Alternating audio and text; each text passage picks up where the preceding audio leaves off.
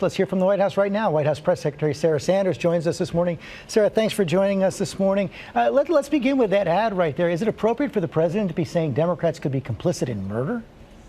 Look, the president's #1 job as commander-in-chief and as the president is national security, and we cannot protect American citizens. We cannot protect this country if we don't secure our border. That's the point the president's trying to make. It's the same point that he's made since he first started running for office and certainly since he was sworn in as president. It's absolutely appropriate for the commander-in-chief of this country to do everything he can to make sure he's protecting our citizens. Might make it more difficult to get the negotiations with Democrats going, but does the president support this emerging compromise that there should be a guaranteed vote on DACA in the Senate, in the House, in return for this extension of the government funding?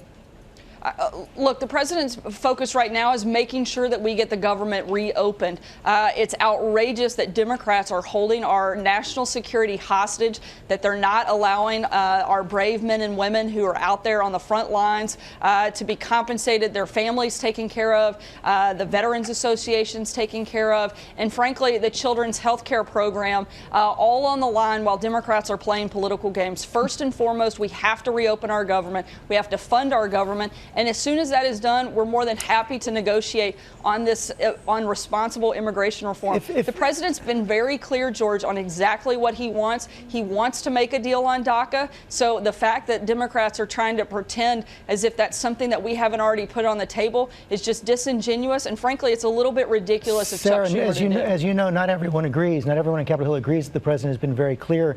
You've got Senator Lindsey Graham, Republican, saying he hasn't been a reliable partner. You've got Senator Chuck Schumer saying it's like negotiating with Jello. Even Senator McConnell says he can't figure out what the president wants.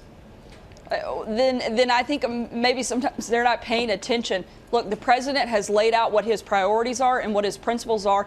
And frankly, he invited, George, all of the media in to see and have that discussion. We've laid out that we want to make a deal on DACA. We want to secure the border through the border wall and border security. We want to end chain migration, and we want an end to the visa lottery system. I don't know what's confusing about that. I know that sometimes members like Senator Schumer need a little help and guidance getting through big policy negotiations like that. But the president's laid out what he wants, and if they need help understanding it, we'd be happy to send some people over there to explain it to them. Do you really want to be questioning Senator Schumer's knowledge of this legislation?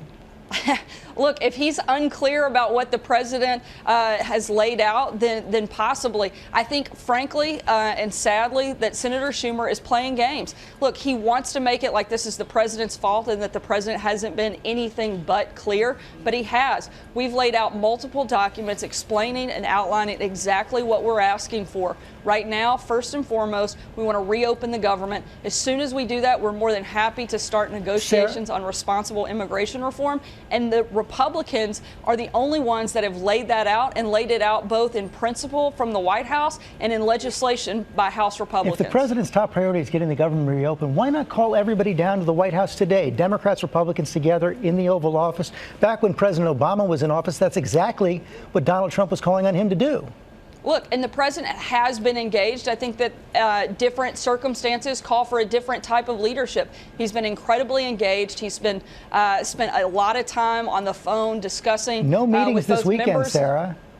He's had a lot of meetings internally with staff here at the White House, and they've been going back and forth with negotiations. The president has had, everybody wants to talk about the last 4 days, but George, this negotiation has been going on for several weeks, and the president has had multiple meetings over the course of that time, bringing in Republicans, Democrats, laying out what we want.